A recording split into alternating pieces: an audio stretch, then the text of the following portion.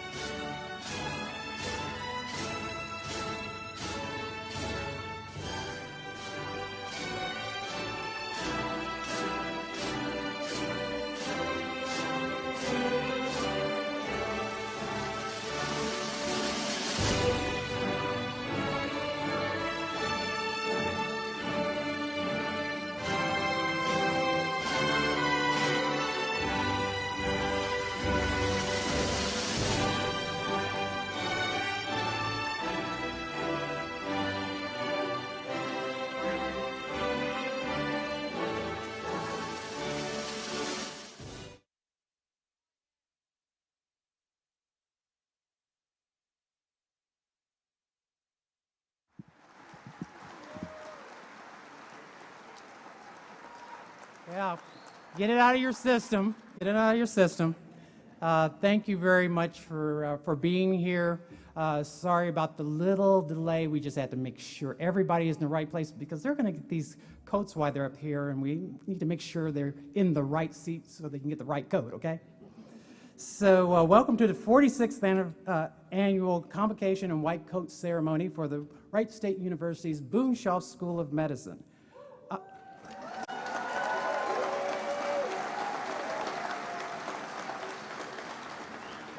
Okay, the next part doesn't get applause. I'm Dr. Gary Leroy, Associate Dean for Student Affairs and Admissions. All right, thank you very much.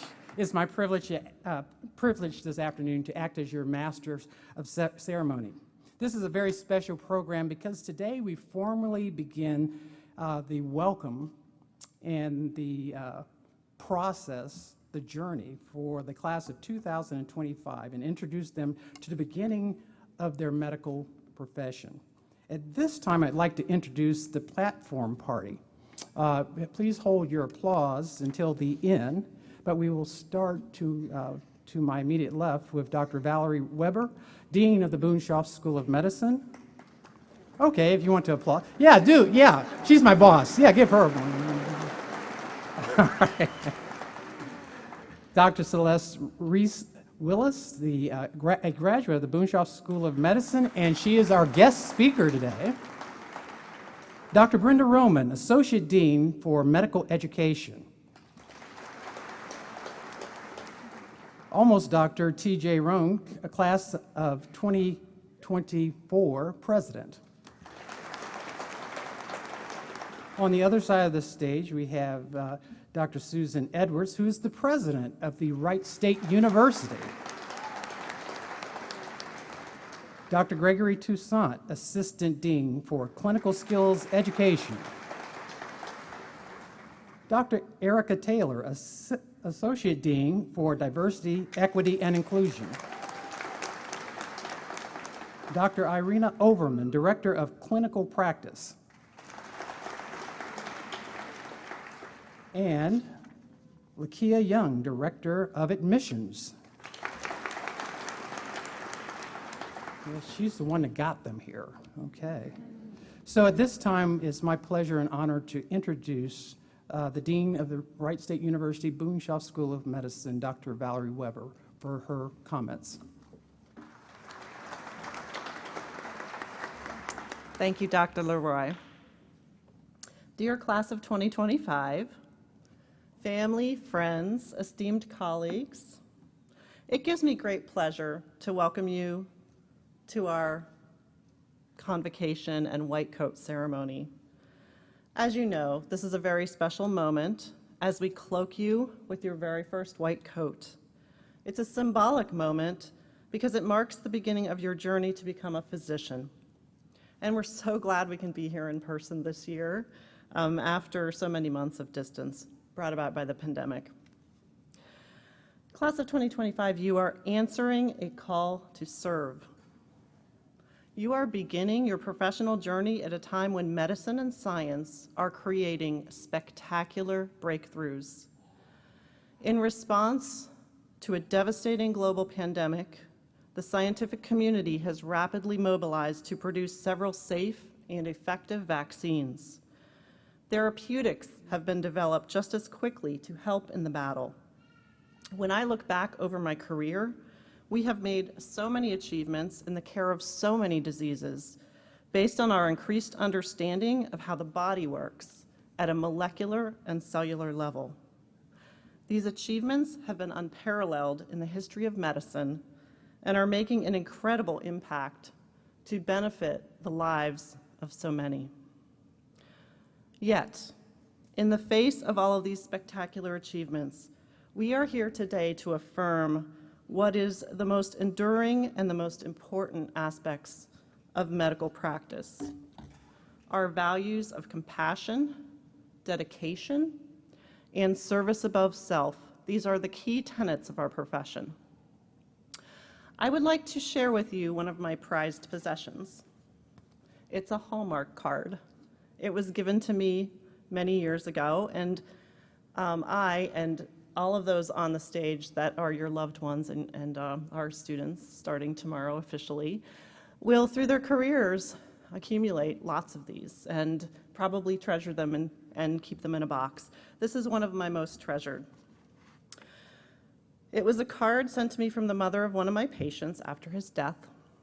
The year was 1998. I was just a junior attending, 3 years out from my residency in internal medicine. Jim was a 34-year-old man suffering from multiple complications from HIV/AIDS. I began my professional journey at the outset of the HIV epidemic, when countless patients, most of them quite young, suffered greatly from the ravages of that disease. During that time, the options to help such patients were much more limited than they are, thankfully, today, and death from the disease was inevitably the outcome within a few years. I met Jim when he was hospitalized with an opportunistic infection, and he became my clinic patient. We formed a special bond as he dealt with, among other things, the complete loss of his vision from CMV retinitis. As he became weaker and progressed to a plan of hospice care at home, there was very little that I could do for him from a therapeutic standpoint. Yet he needed me more than ever, as he faced the reality of death, and his mother dealt with the painful gradual loss of her only son. Early in my career, I had made a practice of making house calls to my patients during their final days, and as Jim's condition worsened, I suggested to his mother that since he was now too weak to come into the office, that I would start visiting him at home. During those visits, I often had nothing more to offer beyond my mere presence. After his death, Jim's mother wrote to me, "No words could ever express my thanks for the care you gave to my son. He wanted you to know how much you helped him, even though you could not cure him. Your last visit to our home meant so very much to him. It showed how much you cared. It had never been expected." This is the power of the white coat. It is a cloak of compassion, comfort, and love. As you begin your journey over the next 4 years, you will accumulate a lot of knowledge. You will transform from a hopeful student with a desire to serve into a professional that will have the true power to heal. As a medical student and eventually as a physician, the most powerful therapeutic tool you will have at your disposal is your own personality, your caring and compassion. You will no doubt expand your mind during the next 4 years, but the real transformation that medical school brings is through expanding your heart to allow your patients to feel your compassion, and in return, allowing this experience to change and transform you. Welcome to this profoundly rewarding profession. We at BSOM are incredibly proud of you and truly honored to be walking alongside you on this journey. Thank you.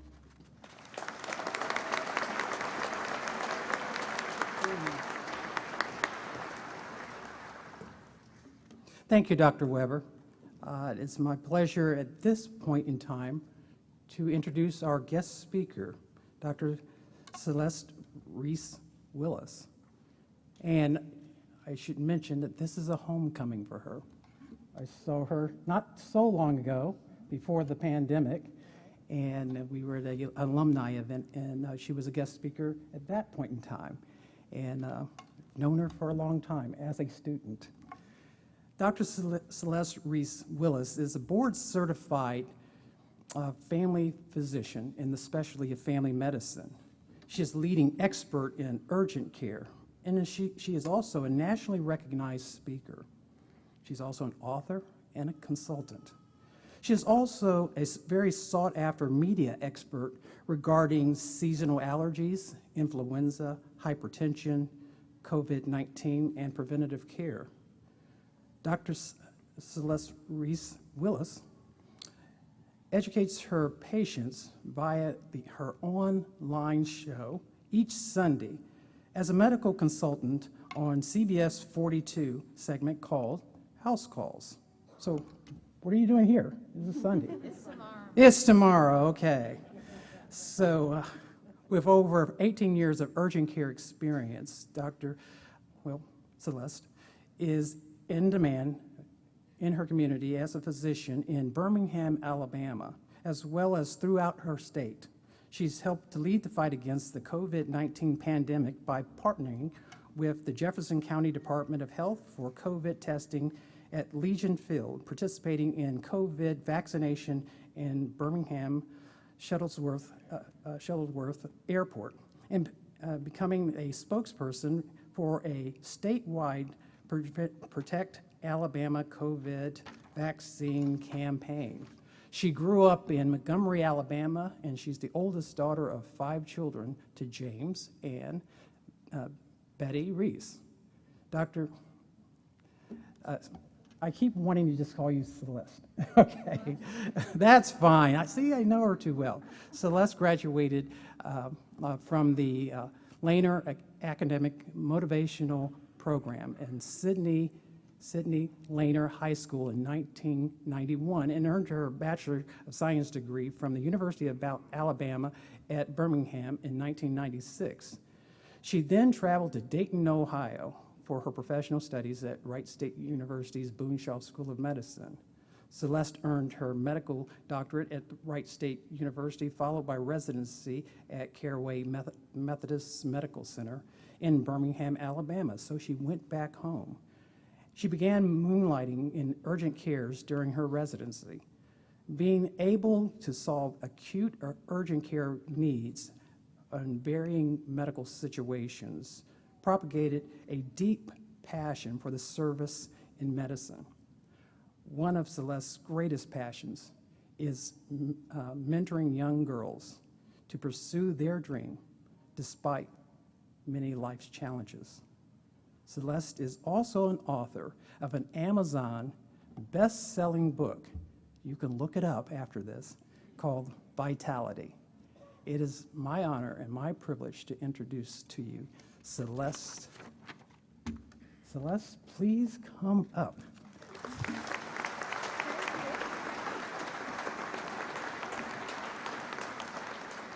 Thank you so much. Good afternoon, everyone, and thank you so much to my mentor, Dr. Gary Leroy, for that gracious introduction. And thank you to Dean Weber.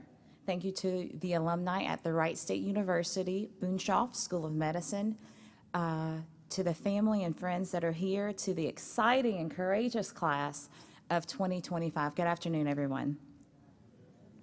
So bear with me here as I get this out. When I thought about, and Dr. Leroy said, oh, she's come back home, and he's right, because I have found a second home here at Wright State University, Boonshoft School of Medicine. I feel very humbled to be asked to even come and impart words to the class of 2025. It's a great, great honor, a great, great honor for me, so I'm humbled by that. He could have not read everything that you see there and just said, oh, this is a Southern girl from Alabama that loves football, basketball, eats candy, and works out. That's what, if you ask any of the people that graduated with me, that's what they would tell you they knew about me. Those were the only things they gleaned from me during the 4 or 5 years actually, that I spent time here getting my education, because a lot of the other time was spent gleaning and learning and marinating in what was shared with me by the Wright State University School of Medicine alumni. So I thought a long time, what am I going to say? My husband is out there. Thank you so much for your support. I love you. My girls are out there as well. Thank you so much for their support. Without them, I would not be here. So thank you. My husband said to me, because he keeps me honest, he said, Celeste, you only have 15 minutes, so you got to hone it in. Because one of the questions that I was asked was, okay, well, what are you going to share? And I saw Carol Bessie earlier. I don't know where she is. But when I was here as a student, I actually was very shy. And as you can see now, I do share a segment on CBS 42 News every Monday morning at 6:30 a.m. called House Calls. Believe it or not, much like the house calls that Dr. Weber talked about when she shared with you. And I used to not be as open. And so he said, you got to hone it in. So I'm going to try and hone it in. And I thought, what are the 3 things that I can share with the incoming class of 2025? What can I share? What can I say after everything that I've learned over the past 20 years? And so what I settled on was, what would I want someone to say to me? If I could come back to me 20 years ago, what would I say to me? What do I feel that I could share with you that might be able to encourage you and take you to the next level and the experience that you're getting ready to experience, which is so incredibly exciting. So incredibly exciting. So I'm just going to share 3 principles that I think will lead you and serve you in the next 4 years of your career. The first of that is gratitude. Maya Angelou says, when you learn, teach. When you get, give. Gratitude is the least expensive emotion that anyone will ever possess, yet one of the most valuable assets that we'll ever possess. How could this be of use in medical school, right? Right? It's actually at the very core of every physician. It starts in recognition of the Creator for being here and being chosen at a time such as this to heal. It starts in recognizing what a pivotal moment this day is for each of you to receive your white coat and what exactly that means. And I know that we have someone else that will share that with you. Make sure that you listen very closely to those words and keep them close to your heart. How will gratitude serve you, may you ask? Tony Robbins says, when you're grateful, fear disappears and abundance appears. If you're one of the brightest bulbs in the room, and there are a lot of bright bulbs in this room, I tell you, you can coalesce as a family with your classmates. Amongst your study groups, one of you will be the gross anatomy guru. One of you will be the biochemistry guru. Whoever is the guru, bring in your team, share it with one another, and glean from each other. You will do that for 4 years. You all are family, and you've actually chosen one of the best institutions to do this if you want to make real change in the world of medicine. There is always a giving place, and a place where there is much gratitude. More comes to you. Being grateful to be chosen and to be trusted to heal, that is a blessing and a gift. You'll hone on these skills for the next 4 years. So what I'd like you to do is pay attention to that, marinate in each life lesson, and then apply it to medicine, but it will also apply to your life. The best example I can give you of this was from one of my mentors from Wright State University, Boonshoft School of Medicine. Bless his heart, he's no longer with us, but he was a very pivotal structure in the history of the School of Medicine. He was Department Chair of Family Medicine for 18 years. His name is Dr. Mark Clausen. And I'm not sure if they are still doing this. I hope that someone, and I'm sure that someone probably is, and they may call it something else, but I want to share with you guys, and you family and friends get to have this lesson too. One of the first things that he taught us was about the reverse saunter. And I carefully step because there are cords back here, and I don't want to fall while you're giving a speech, right? So he taught us about that, and I tell you that that's something that I've utilized in urgent care days. And what the reverse saunter is, you very carefully and charismatically, if you're talking to a patient that is upset and you're not sure which way they're going to go, you just want to make sure you know where the doorknob is. And very slowly and gently, still interacting with your patient, utilize that. That is something that you will also utilize in other times. If you're in a restaurant somewhere with your family, someone's getting upset, you may reverse saunter. So it's something that you will use in medicine, but you can use in life as well. For as Maya Angelou states, once we have learned a thing, we should teach others and then give back. It's about a circle that continues to give back. You learn, you teach. You get, you give back. Second principle I'd like to share with you guys, be centered. Whatever force centers you, find it. My center is my Lord and Savior, Jesus Christ. Thank you. Whatever force centers you, find it, embrace it, empower it, and cling to that when you feel as though you're tired and you're weary, and even if you should dare question, is this right for me? Right? So the hardest part of medical school for me was figuring out where my power base was. Once I figured that out, you become unstoppable.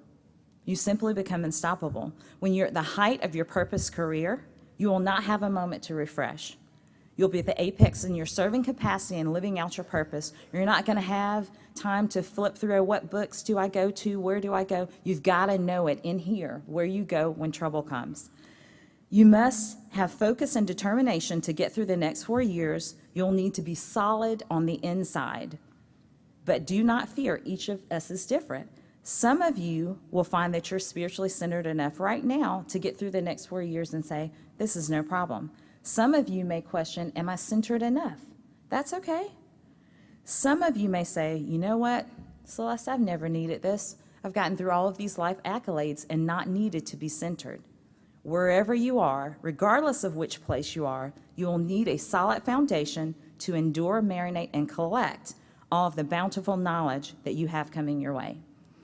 Regardless of where you've been, and as they say, life goes on, life was going to go on for your family for the next 4 years. It is. And you're going to feel like, I'm in a time warp. For me, I'm from Alabama, which we know is way south, right? And I'm here in Dayton, Ohio, and I feel like, my family's so far away, right? You'll feel like you're in a time warp. It's okay. Your job and purpose for the next 4 years is to glean all you can for the wonderful people and teachers and mentors that you have at Boonshoft School of Medicine. Glean all that you can from them. Tony Robbins says, there is no such thing as failure, there are only results. I'm here to tell you, and I stand before you as a testimony, that you will fail or lose at something in this career. You will. If you don't fail, that means you're not trying. It's inevitable. It's going to happen, but that's okay.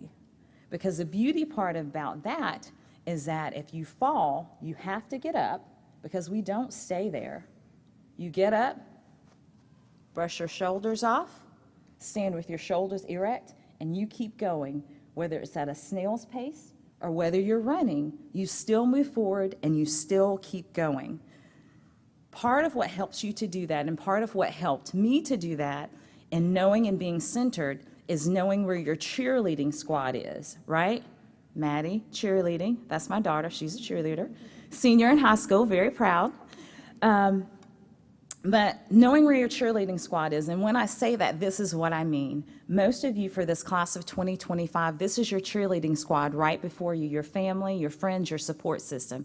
Some people have a husband that's their support. Some people have an entire family of husband, wife, kids. Some people have a mother or father. Some people have an aunt or uncle. And unfortunately, there are some people that come in and say, hey, Celeste, you know what? I don't have anyone. But I'm here to tell you, you do have someone. You have a family of people surrounded by you right now. The other 125 people on the stage with you are your family. You all will connect in ways you could never imagine. You will have many Friday nights where you eat cookie cream shakes from the Steak and Shake that's across the road.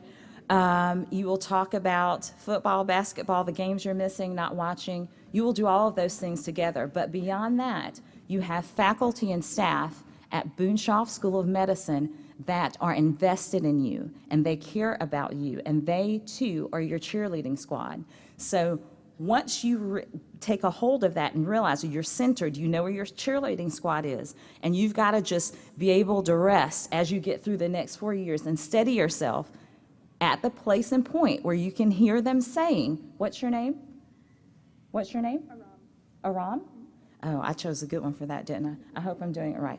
Go Aran, go Aran, go Aran, go Aran. And as through the next 4 years, you're going to center yourself in that place where you hear it the loudest and block everything else out. And then you will move forward day by day. Know where you will go when the trouble comes. When you cannot get beyond the circle of Willis of anatomy, and your study group, pardon the pun, gets it the first time, right? The biochemistry you may not get the first time. The death of your first patient after you've tried and sweated and done everything you can to save them. That is what will help to push you forward. The sheer volume alone of what you guys are about to experience is going to be too much challenging for a lot of people. Just remember, brush your shoulders off, move at a snail's pace, but keep going. Glean all you can from what someone would perceive as a failure, which is just God's way of crossing out another pathway. That's all a failure is. It's meant for you to move on and move past it. Stumble, but don't stay there. Last principle, and one of my favorite, I like to leave with you, just beyond what Dean Weber's already said, is service. The best way to find yourself is to lose yourself in the service of others. That's said by Gandhi. Service is integral to you having success in your field. Service is vital to having achievement in your field. The life of a physician, every physician, is centered around the very concept of service. 4 years of undergrad, 4 years of medical school, 3+ years of residency, 12 years of your life is the epitome of service to humanity. And you are to be congratulated for that. Is it okay if I share a little bit of my story with you? And I know that I may be nearing my end, but I'm almost done, whoever's counting. Can I share my story with you? Is that okay? Okay, so and this is just me, how I am. Everybody that knows me knows I can't help but to be who and what I am, and I'm a product of every experience that I've had. The road was not easy for me. If you told me in 1996 that I would be back here speaking to the class of 2025 going into Boonshoft School of Medicine, I would have laughed at you. And I love to laugh, by the way. I would have laughed at you. Each and every time with my time here at Wright State, it was shown to me that it was purposed by God. I could never have known how much the wonderful foundation and education that I received here would service me and would service my patients over the next 20 years after I graduated. Wright State University School of Medicine has a curriculum strongly rooted in service to the community, serving the uninsured as well as the insured. Standing out from most institutions, because, and I had this conversation just backstage, you know what they do here that's so different from any other school and which makes them just magnanimous and fabulous? They push us our very first year into the clinical aspect of medicine. And what that means is they're going to have orientation, I think, on Monday.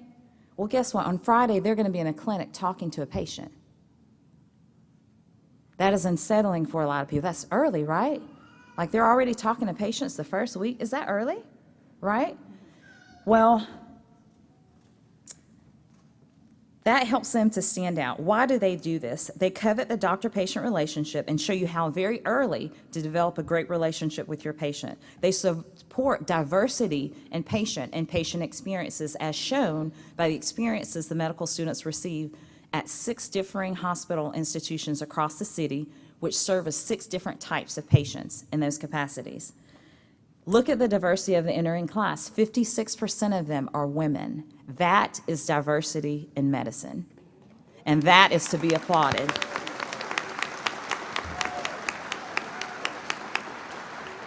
So I want to tell you something else, though. They were doing that 20 years ago when I got here. They've been doing it. Prior to even the recognition of what's going on right now, there are some very overwhelming disparities in healthcare today. We are witnessing it from varying aspects and perspectives during this COVID pandemic. One of the many needed answers to that is more family medicine physicians to address primary care needs. Wright State University, in the person of Dr. Mark Clausen, has received a prestigious Golden Achievement Award at being #1 in the country to turn out more family medicine physicians than any other school. That is to be applauded.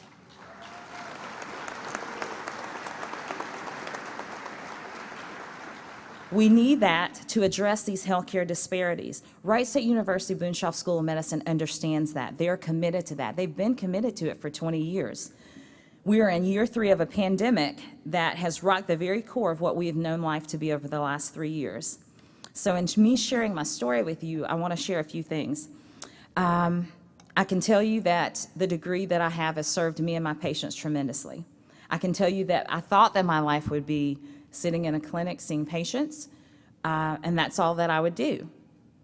And from what Dr. Leroy shared, I do a little bit more than just seeing patients in the clinic every day.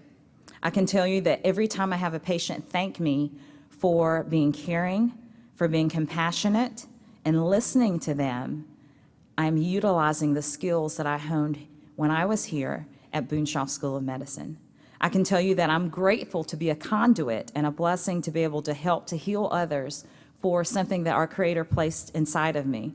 I spent 3 years in residency. My first year out, I was moonlighting, trying to glean all I could. Spent 16 years in urgent care center for a major urgent care company, serving on the upward side, wintertime, 70, 100 patients a day, swine flu during that little period of time, easy, 70, 100 patients a day. Loved it, loved it. God created me for it. I don't know why, just loved it. I began doing media for them the last 3 or 4 years that I was there. And then I decided to start my own practice. I wrote a book, and then COVID hit, right?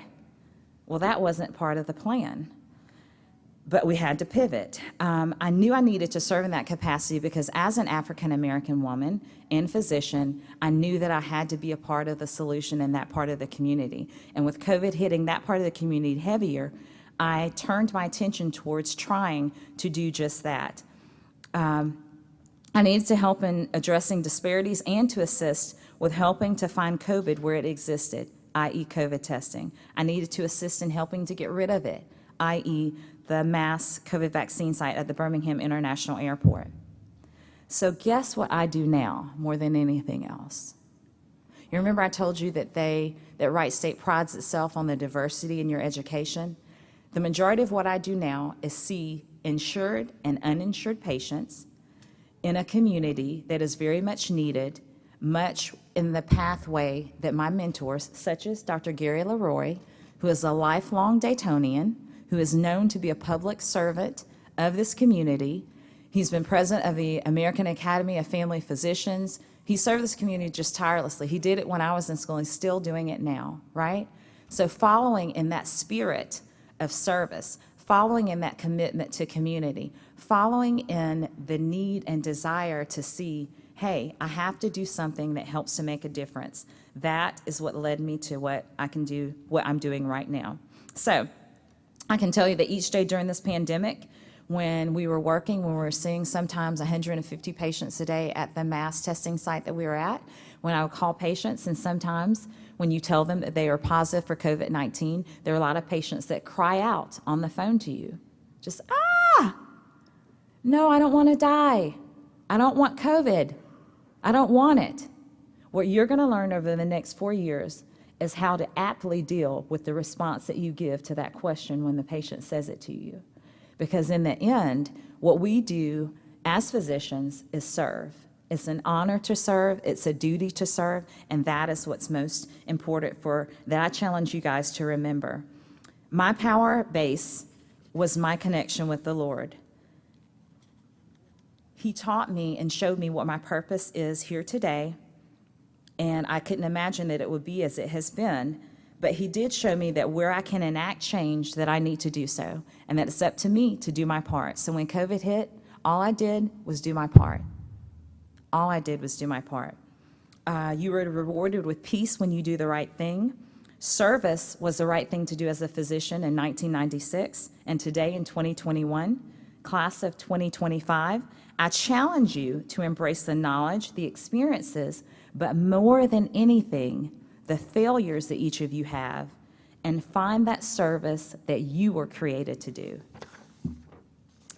And I'll leave you with this. You couldn't have chosen a better place to start than at Wright State University Boonshoft School of Medicine. I'll tell you that. If I don't know anything else, I know that. Center yourself. Find your cheerleading squad. Know who they are. Let them know who they are. Be grateful. Give back. Learn, teach, and give some more. Learn, teach, and give some more. Serve, and give some more. Above all else, serve. Your boundaries are limitless if you find a place that is peaceful and a place of service. Thank you so much for listening. Have fun and make your life a story worth telling.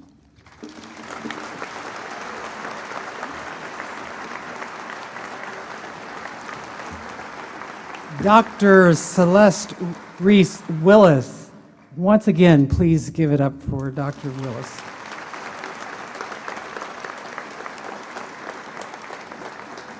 She kept saying this 20-year thing. That made me feel really old. Yeah, because like he is really old, right? Okay. So at this time, Dr. Gregory Toussaint, Assistant Dean for Clinical Skills Education, will now present the history of the white coat. Ladies and gentlemen, fasten your seat belts. This is going to be interesting.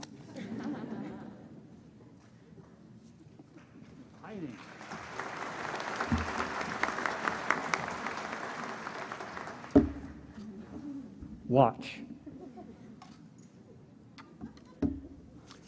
Good afternoon. I'm Greg Toussaint. I'm one of the clinical faculty, and I'm going to offer my additional welcome this afternoon. When you walk in, before the physical exam, when you walk out, do it just below eye level. The patient needs to see you sanitize your hands. Don't worry, I take points off when you don't. So anyway, that is me. I'm also one of these characters who will heavily contribute to your family members and friends sitting up here to working their butt off for the next 4 years. So they and I will spend a lot of time together learning clinical skills, but this afternoon it is my privilege to talk to you a little bit about these things we have in the world of medicine. A symbol, something that expresses or represents a particular idea or quality. Author Dan Brown's character of Robert Langdon in the Da Vinci Code, that played by Tom Hanks in the 2006 movie, based his career on interpreting symbols used by society. Today, I present 3 symbols to accompany you on the journey towards your new profession: stethoscope, the logo of the Boonshoft School of Medicine, and your white coat. First, that stethoscope sitting over there in the box. René Laennec, a French physician, gets credit for developing it in 1816, and its inescapable connection to medicine continues. While a stethoscope is certainly not used by all within the field of medicine, its presence in the depiction of physicians is nearly ubiquitous. Whether in a coat pocket, hanging from or dangling from a person's neck, the stethoscope signifies there is something that individual can do others cannot. It is a symbol of healing and one that will soon be yours. The stethoscope you receive today is a tool, and one that you will learn how to use correctly. While yours may work better than Dr. Laennec's, the simple act of examining another human being with it still conveys a powerful message and is a 300-plus year thread back to Dr. Laennec. Next, the Boonshoft School of Medicine logo, our unit patch, if you will. Green and gold are the colors of Wright State University, and in the center of the shield is a staff with a single serpent entwined around it. This is the staff of Asclepius, the artistic symbol of medicine used by most medical associations around the world, including the World Health Organization. In Greek mythology, Asclepius was the son of Apollo and a mortal woman, born from a dying mother and raised in the art of healing. Asclepius became the symbol of the healer in Greek society and later throughout the Roman Empire. Whenever depicted, he carries a staff with a single serpent. Some medical organizations use the caduceus, a short rod entwined by 2 snakes topped by a pair of wings. The caduceus is the magic wand of the Greek god Hermes, to the Romans Mercury, whose connection to the healing arts is actually pretty thin. Lastly, the white coat. Among the symbols that historically helped represent physicians, the one even more commonly associated than the stethoscope is the white coat. Centuries ago, clerical healers wore black robes, and until the late 1800s, black formal dress was expected of physicians in American society. Somber and dark, it was in keeping with the message so often delivered about how or when an ill person would die, rather than how they could be cured.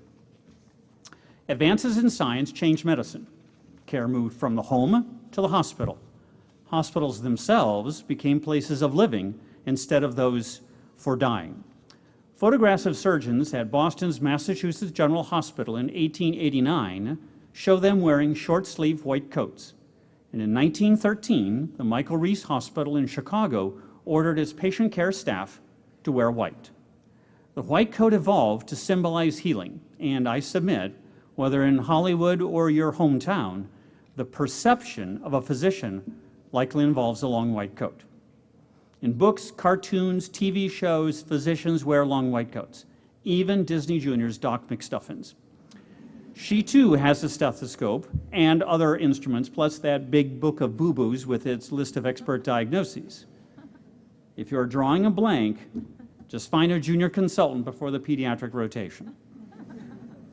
Now, short coat, long coat. It could sort of fit with one fish, two fish, red fish, blue fish, if the Dr. Seuss book was about physician training. Pediatrics. Depending on the institution, length and style of the white coat help distinguish the learner. If you have a grandparent who is a physician or watch movies about medicine in the 50s or 60s, interns and residents wore all white, including short tunic-style jackets with cloth fasteners. As a medical student, my residents all wore hospital-issued bright white pants or skirts and long-sleeve white coats. Well, we, with our short-sleeve, waist-length coats, could be spotted as students way down the hallway. Time never stops. Institutions change. Infection prevention guidelines evolve. Scrubs in job-specific colors are now required dress at many hospitals. Hospital policy may dictate, and some residents and faculty may choose not to wear their white coat at all. And in certain clinical settings, you may not wear one either. Yet that practicality in no way diminishes the significance of receiving yours today. Your Boonshoft white coat is a short one, while those of physicians who wear one long. Does length really matter? Pockets are pockets, you put stuff in them, including an iPad mini. However, in pictures that former students text me with the new long white coat they were just issued in the residency program, their smiles say everything. Wear it properly, wear it proudly, and when you wear it, your white coat should still be white. If you've not committed to memory the laundry instructions from those who raised you about how to keep things clean, write them down this weekend. Trusting Tide-to-Go pens is not the answer and definitely not effective against all the teeny tiny microbes you will soon get to work amongst on a regular basis. And sanitize your hands, sanitize your hands, sanitize your hands. So 3 symbols: a stethoscope, a logo, and a white coat, each long associated with the profession of medicine, and now yours as well. In 46 months, we will gather again for another event, your graduation. Until then, you are now our Boonshoft student physicians. Welcome to the team.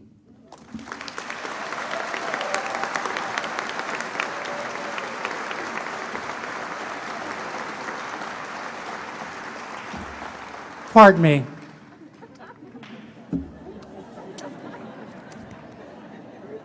All right. If you hadn't figured it out, Dr. Toussaint is a master pediatrician. So that's why the mention of Dr. McStuffins and such. So thank you very much, Dr. Toussaint. And now it is my honor to introduce my colleague, Dr. Brenda Roman, Associate Dean for Medical Education, who will now introduce the new class of 2025 and begin the white coat ceremony.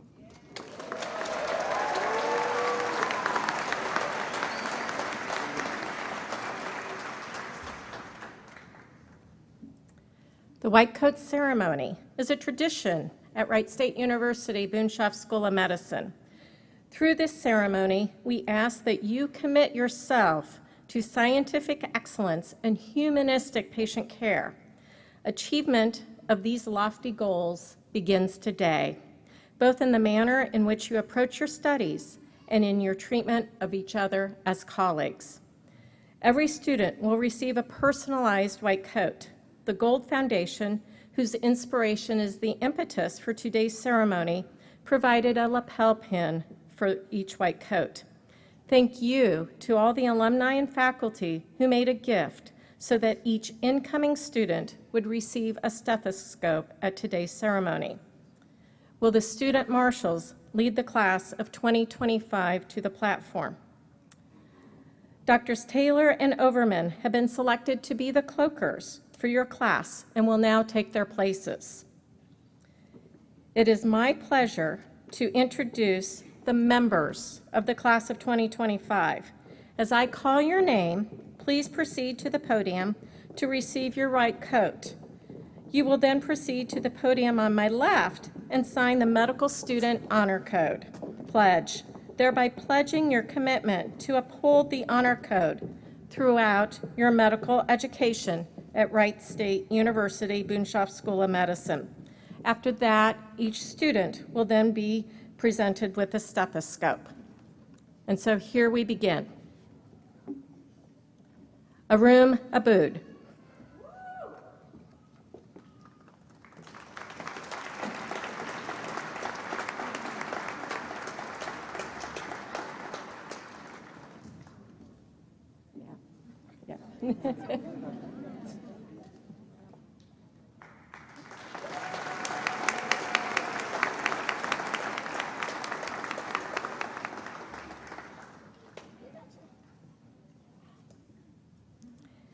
Kende Agaro.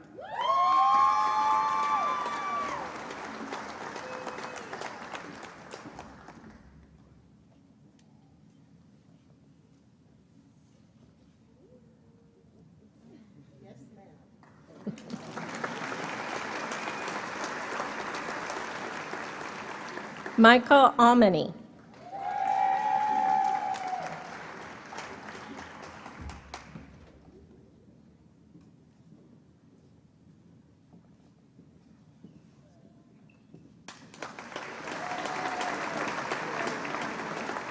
Yaman Alswady.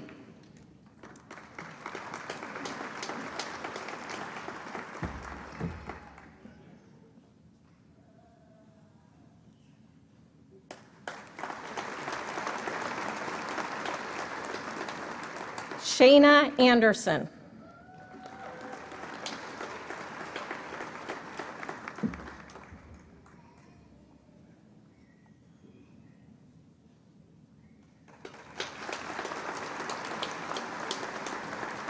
Cypria Ayer.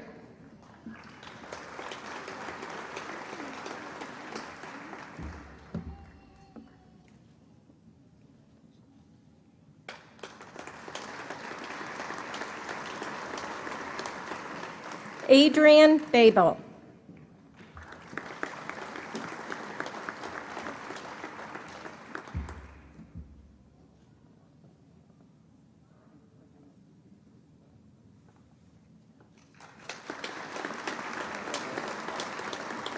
Chantel Barrymore.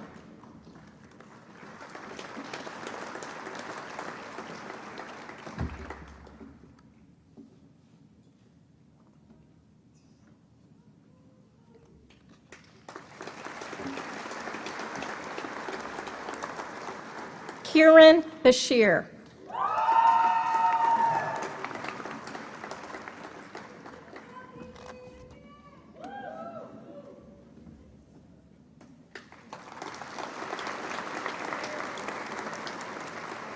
Isabella Benintendi.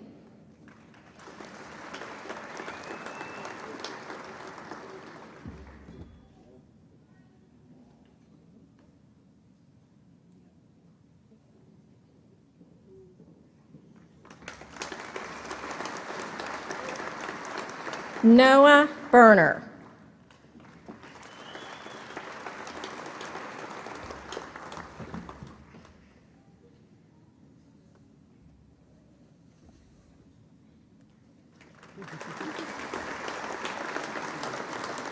Jerome Bay.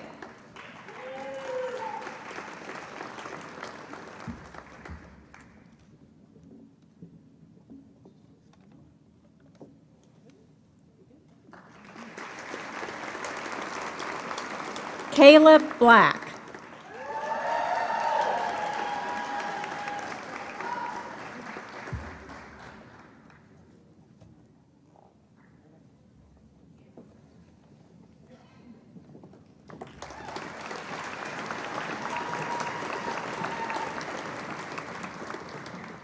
Kayla Blackburn.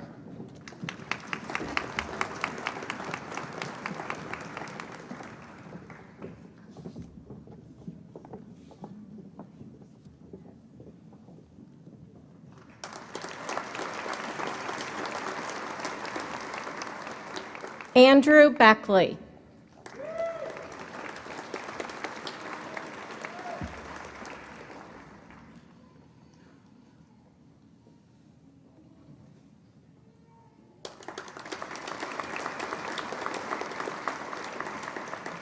Danielle Bornhorst.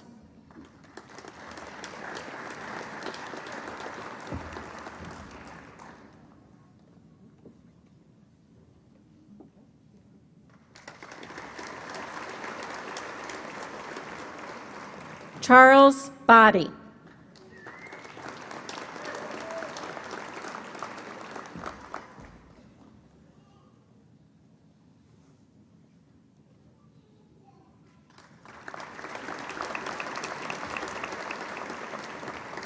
Fatima Boumashed.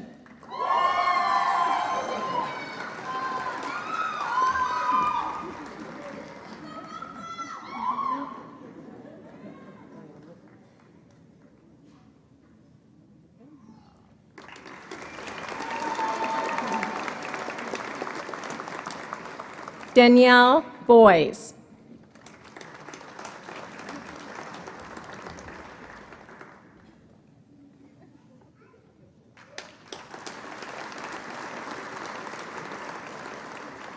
Sreya Brahmandam.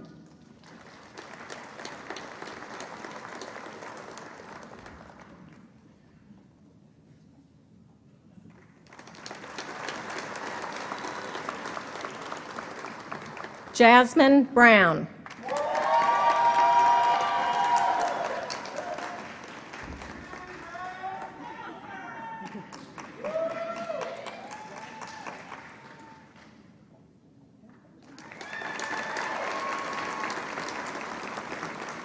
Jonathan Burrows.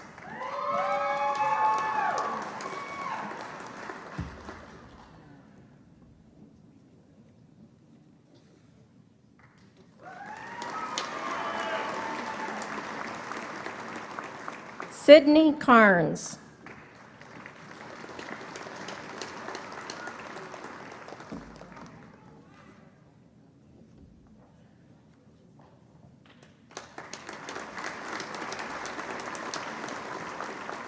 Caitlin Castillo.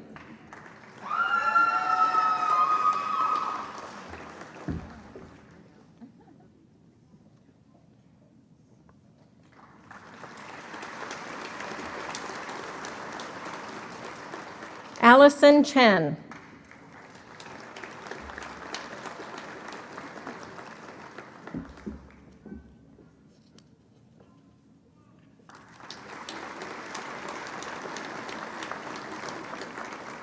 Manish Chidambaram.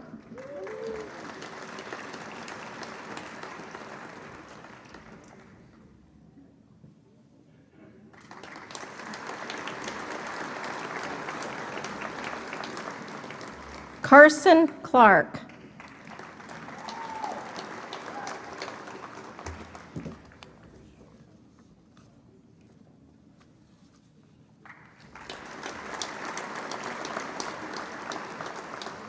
Clarence Clark.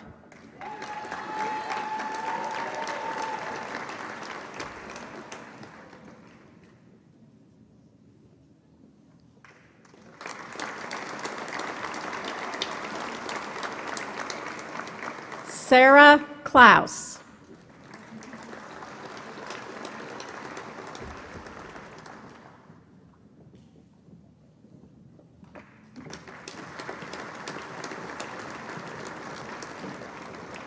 Adjua Kofi.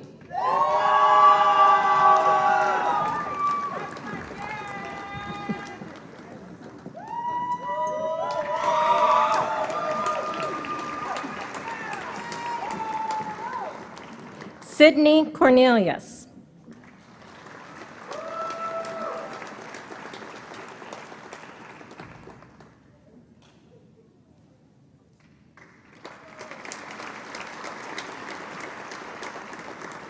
Charles Cush.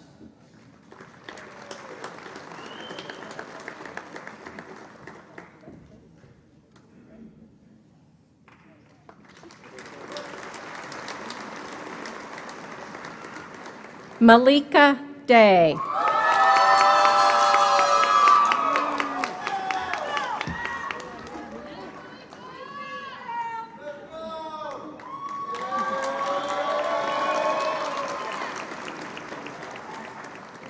Akshima Daman.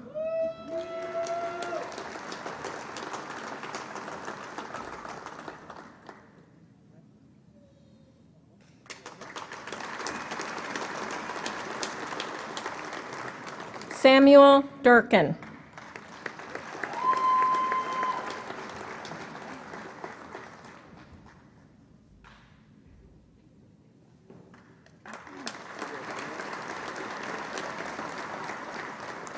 Mackenzie Dye.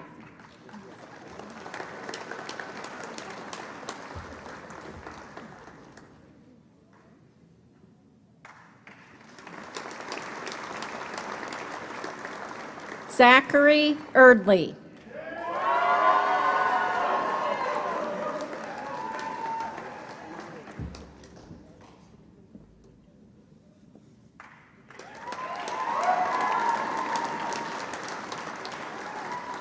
Vincent Farini.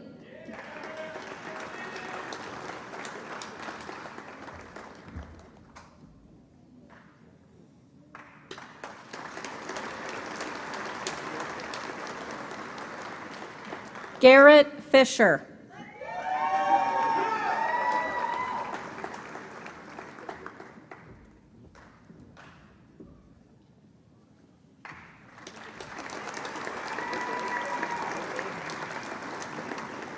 Chelsea Foster.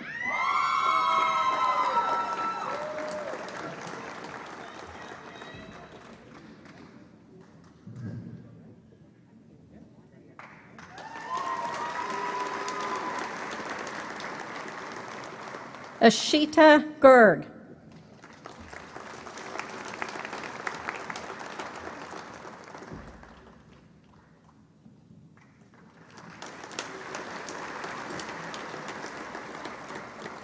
Betsy Gautier.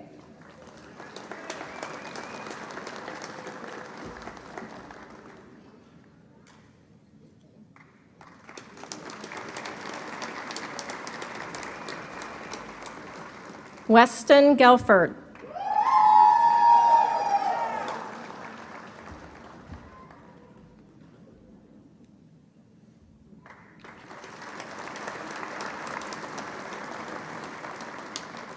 Benjamin Giffen.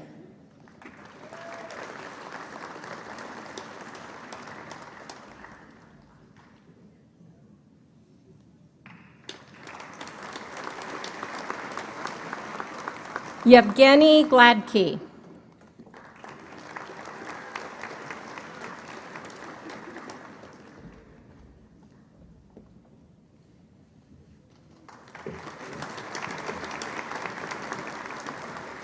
Julio Gomez.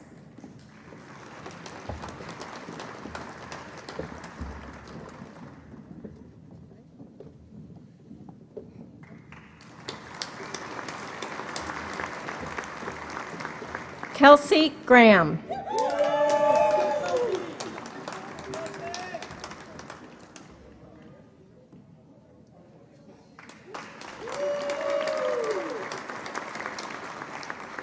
Shaylin Guthrie.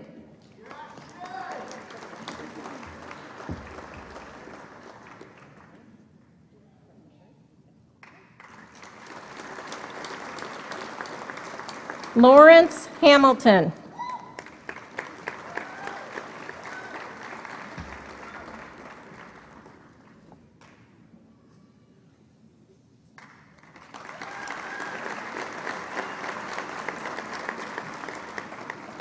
Anuradha Hardis.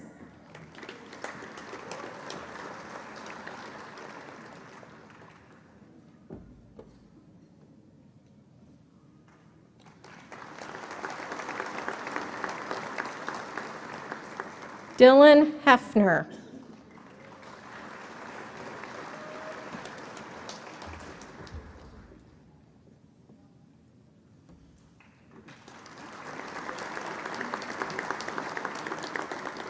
Afriye Henderson.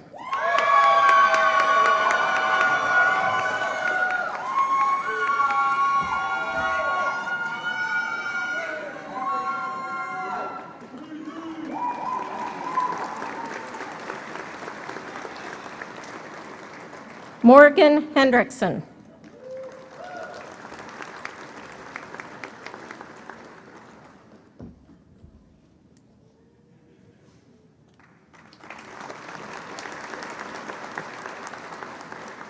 Benjamin Hughes.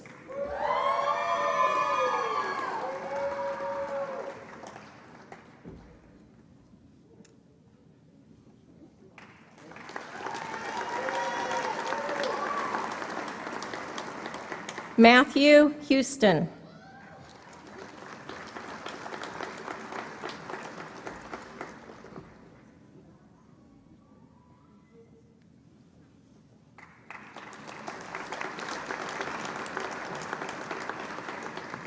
Empress James.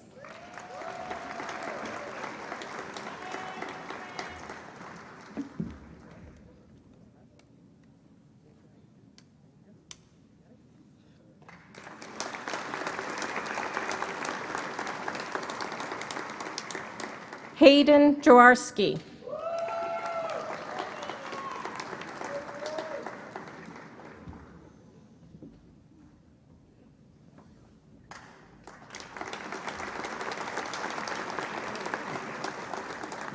Nicholas Johnson.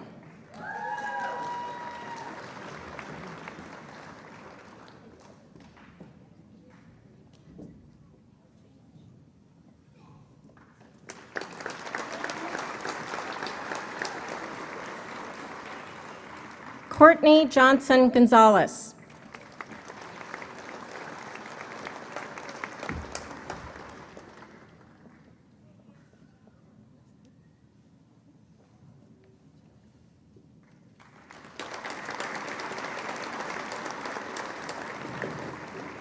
Emilia Kalitskaya.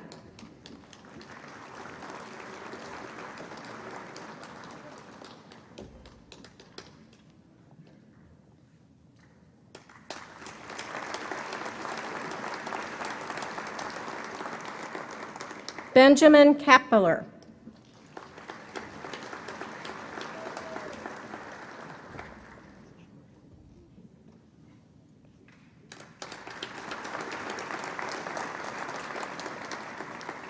Danielle Khalilzadeh.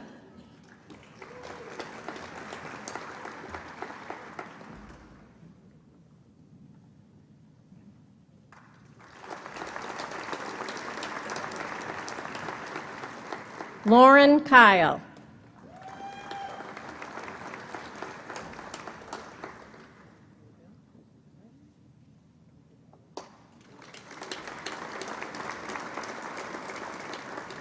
Annika Keisha.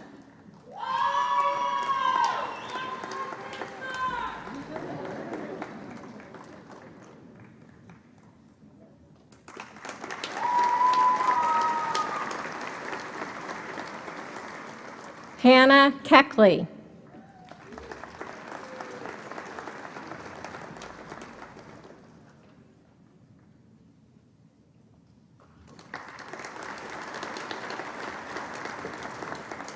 Nicholas Kress.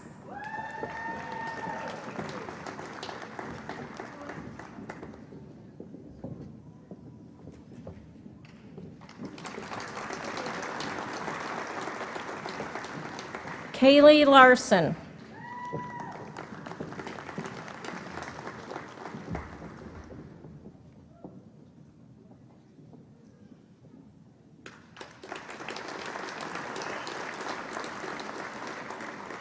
Roy Lee.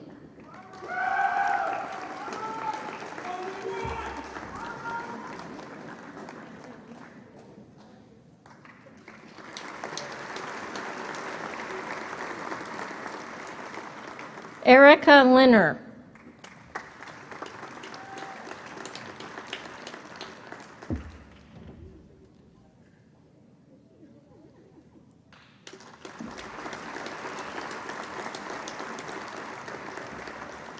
Christopher Mark.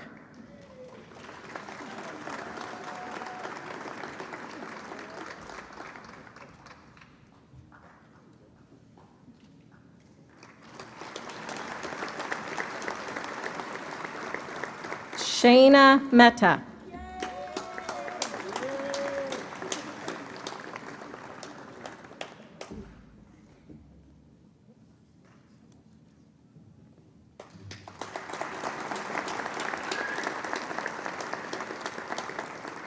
Cameron Mertz.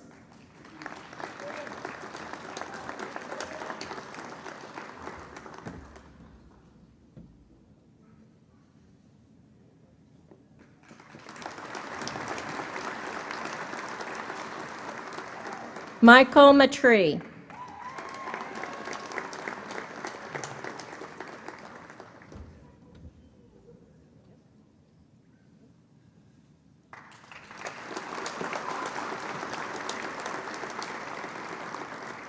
Ellen Modell.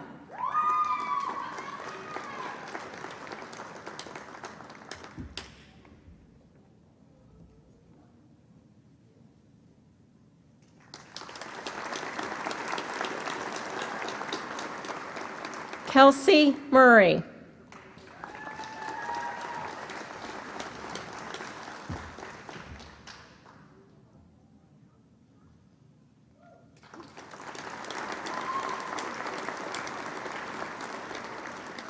Erica Wen.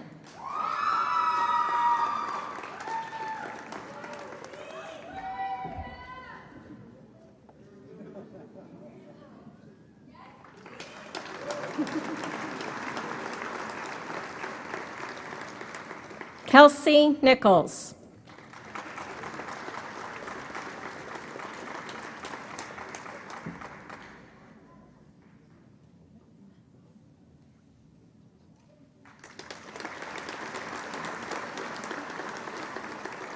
Eric Noss.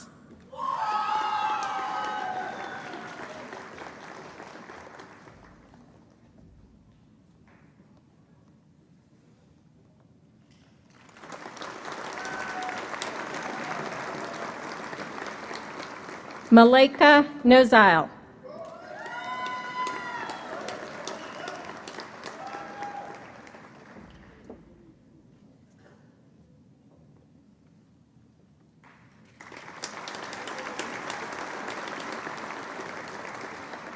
Olivia Orshowski.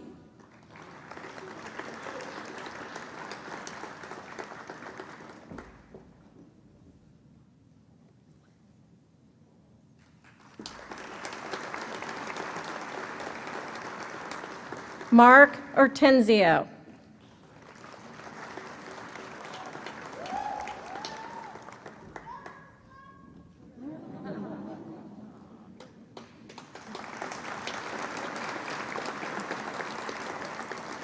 Mallory Overberg.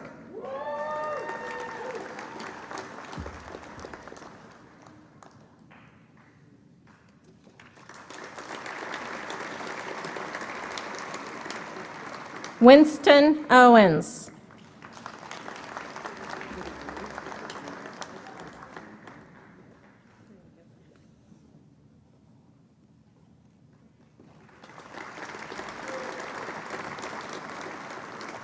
Noah Parker.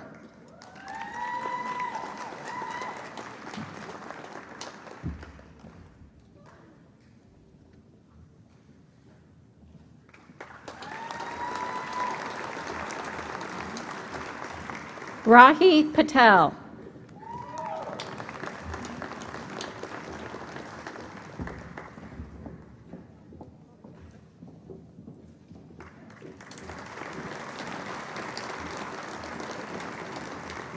Victoria Porowski.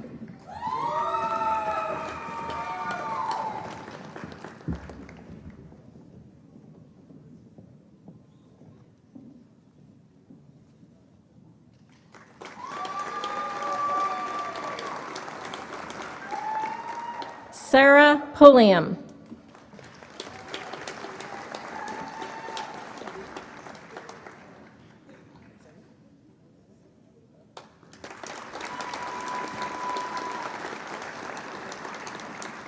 Naja Queenlan.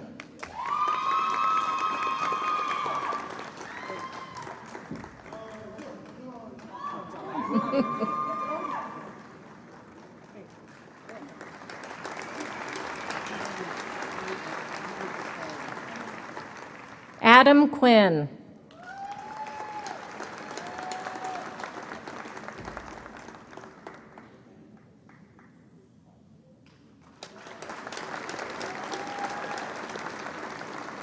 Alexandra Raber.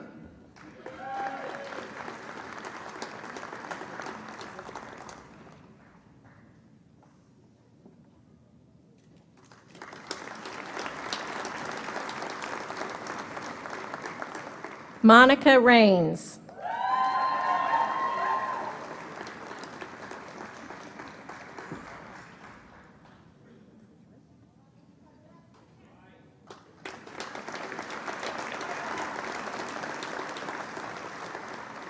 Ryan Reeser.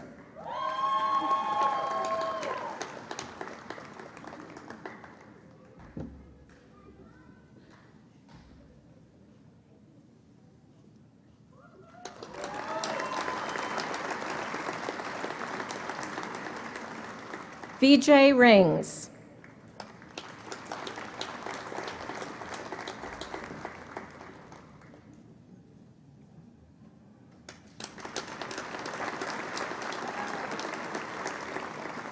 Nicholas Rushlow.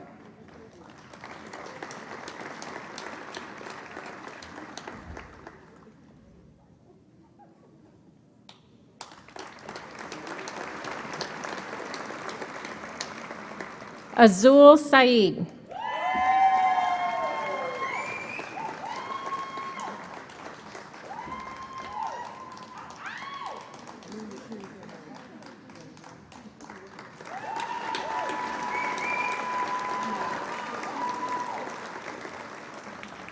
Clay Shebrol.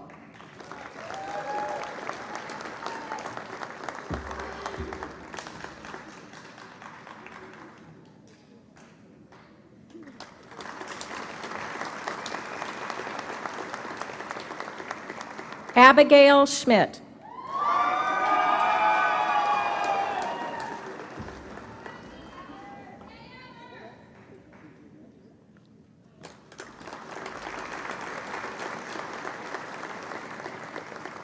Emma Schrader.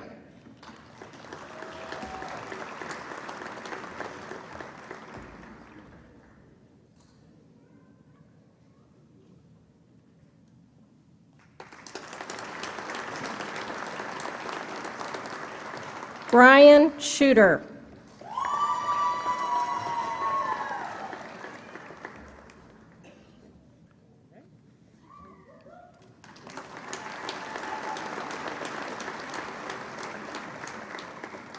And Adina Sepulveda Martinez.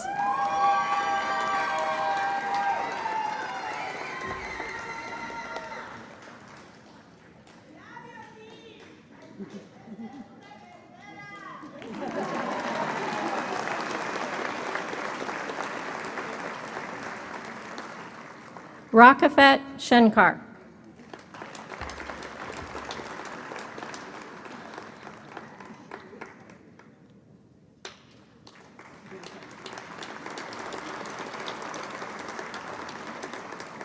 Alex Shiplet.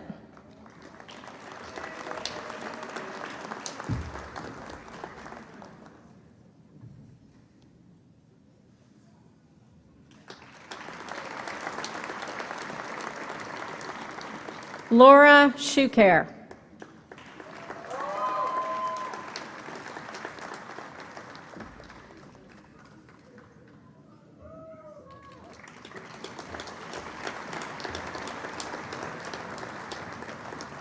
Andrea Sugar.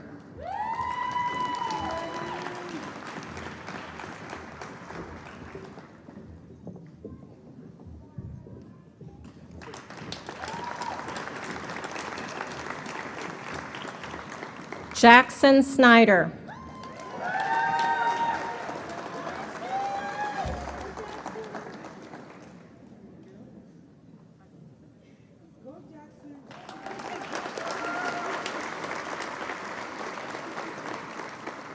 Rachel St. Bernard.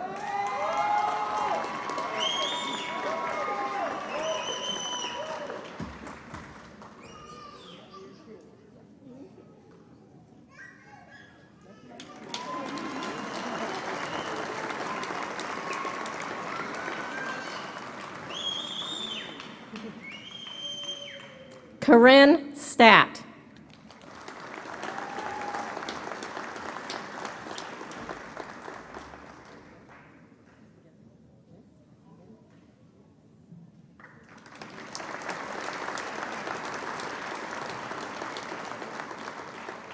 Joseph Stefko.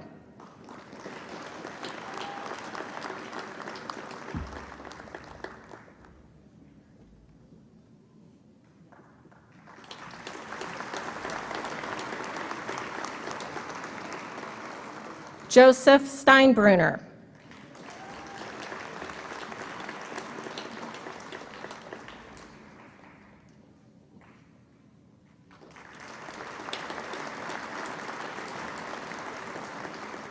Tyrone Stewart.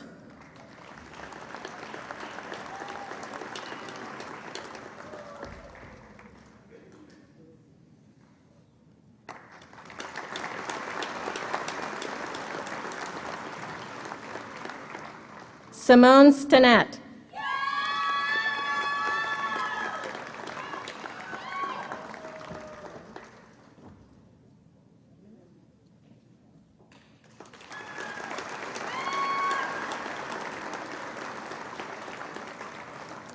Don Zeltner.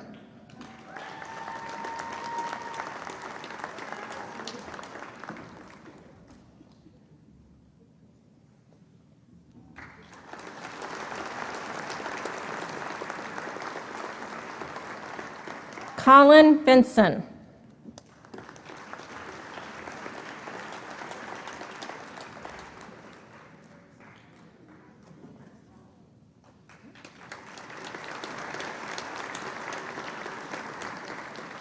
Jacob Volker.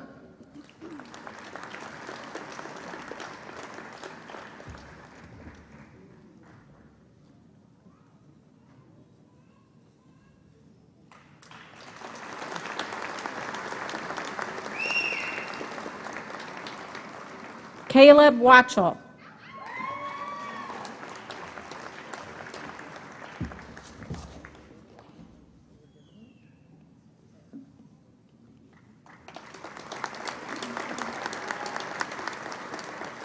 Jacob Wagner.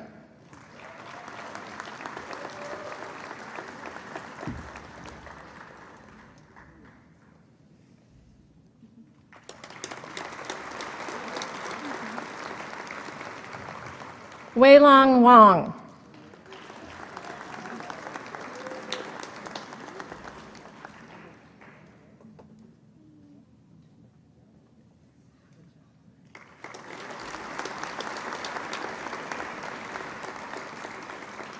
Kristen Waters.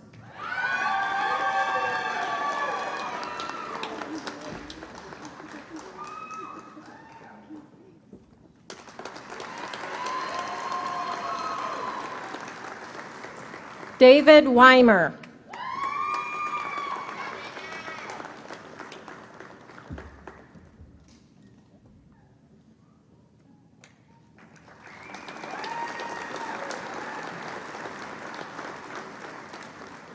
Alexis Westrick.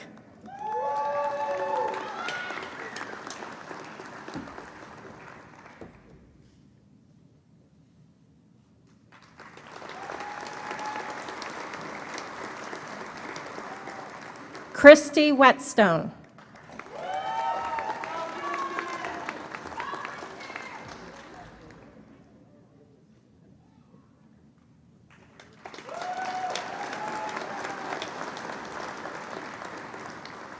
Katie Whitehead.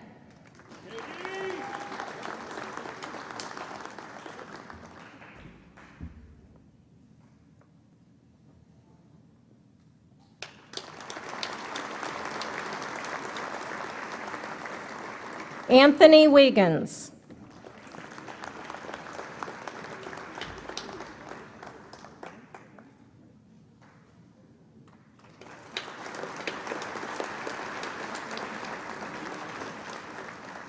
Catherine Wilcher.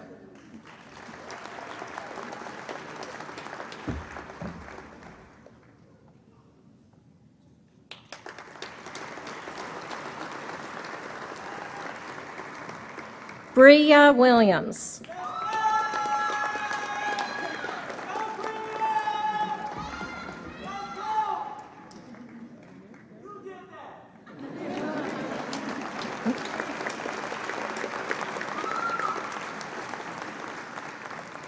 Cameron Willis.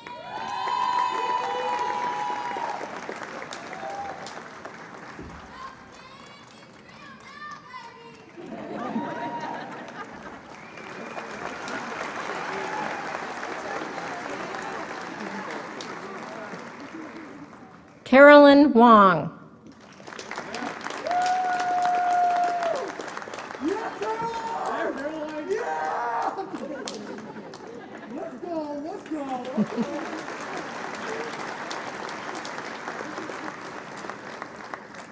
Catherine Wood.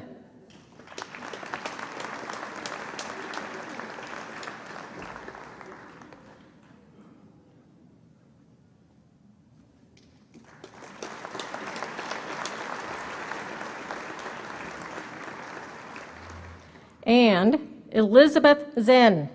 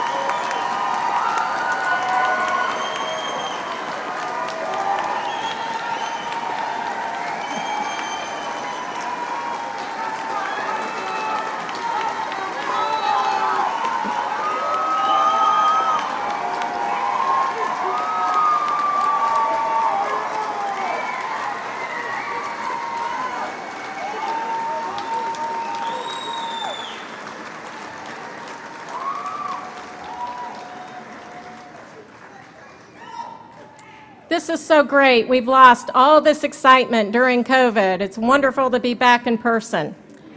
I would now like to ask the class of 2025 to rise and turn your program to the back cover in preparation for the reading of the Medical Student Honor Code Pledge. TJ Rohn, President of the class of 2024, will now come forward to lead this oath.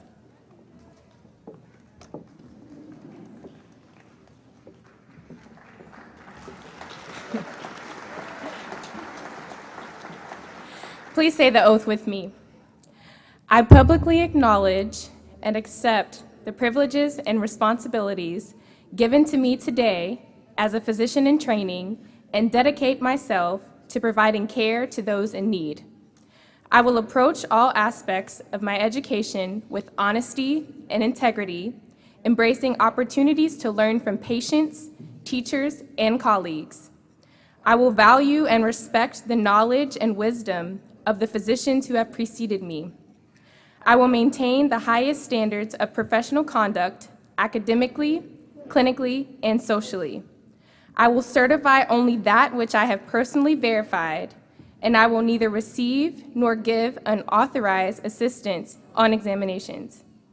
I will recognize my weaknesses and strengths and strive to develop those qualities that will earn the respect of my patients, my colleagues, my family, and myself. I will continue to value my relations with those who have supported me in the past and those who will share in my future. I will strive to earn the trust my patients place in me and the respect that society places upon my profession.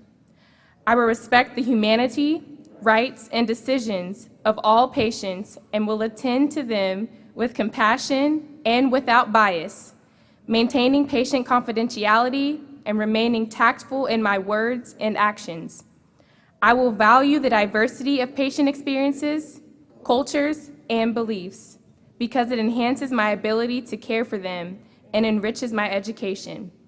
I will remember that medicine is an art as well as science, and that warmth, sympathy, and understanding are integral to patient care. I will recognize the privileges afforded to me as a physician in training and promise not to abuse them. As a student, I will remain aware of my responsibilities to improve the standard of health in my community, to increase access to care for the underserved, and to advance medical knowledge. By accepting these new responsibilities, I will remember the importance of my own health and well-being as well as those of my colleagues. Knowing my own limitations and those of medicine, I commit myself to a lifelong journey of learning how to cure, relieve, and comfort with humility and compassion.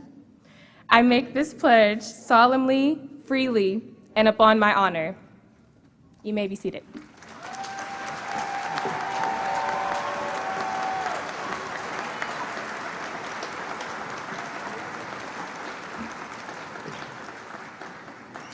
Members of the class of 2025, before I get to this part, I did this as a student. I've come here as a faculty member, and now as an administrator, and you really did a great job welcoming these individuals, but I've heard better. So now they're on their way to becoming doctors. So please join me in welcoming this class to the medical profession. Let them have it. Oh, yeah.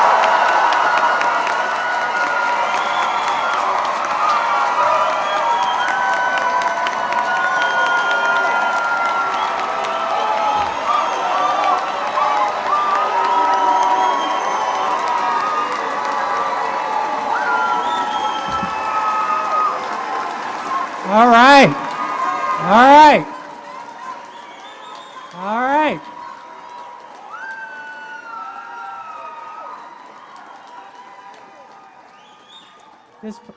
This place was built in 1928, and I don't think they've ever heard anything like that. Thank you very, very much. Okay. Before we leave, Dr. Weber told you about service. Dr. Reese Willis told you about faith and vitality. Dr. Toussaint shared with you the history of the white coat, and you heard this pledge of honor. These are not the same people that marched onto this stage. As I told them backstage, as of today, their life as they once knew it has changed forever. They look great coming in, but don't they look even better now? Stand, stand.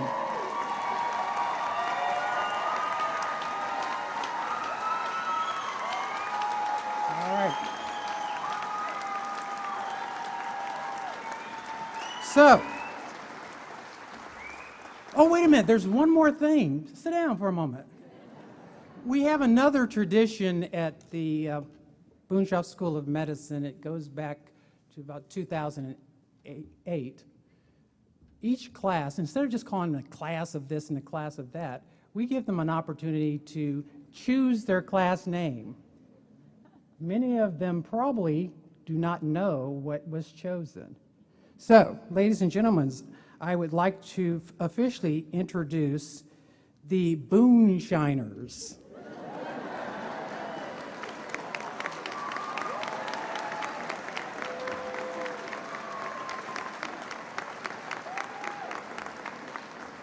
They will all be receiving one of these shirts, so congratulations to all of them. So on behalf of the School of Medicine, I want to thank the families, your friends who have joined you today to welcome the class of 2025, the Boonshiners, into the profession of medicine. This completes the 46th annual Boonshoft School of Medicine Convocation and White Coat Ceremony. Thank you, everyone. And will the audience and the platform party please remain seated as the Boonshiners march off the stage. Have a wonderful day.